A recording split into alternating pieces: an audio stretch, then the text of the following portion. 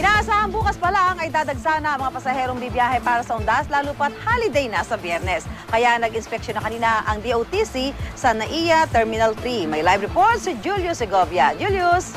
Susan, kasama ang mga opisyal ng Manila International Airport Authority o MIA, nag-ikot na si DOTC Secretary Joseph Emilio Abaya sa mga paliparan. Sa Terminal 3, in-inspeksyon ni Abaya ang mga X-ray scanner. Tiningnan din kung kaaya-aya ang mga comfort room at kinumusta ang mga naghihintay na pasahero. Nais daw nilang matiyak na magiging ligtas at maayos ang biyahe ng mga kababayan nating pauwi sa mga lalawigan. Naghigpit na rin ng seguridad ang airport management bukod sa mga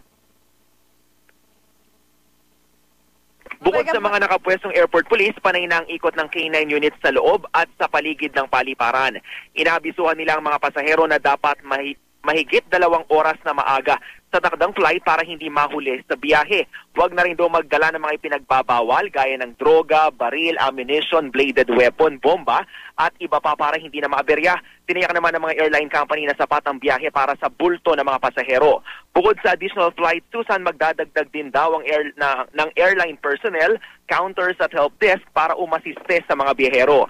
Ang inspeksyon sa Terminal 3 ay alinsunod sa inilunsad ng DOTC na Oplan Ligtas Biyahe Undas 2012. Yun muna ang latest mula pa rin dito sa Terminal 3.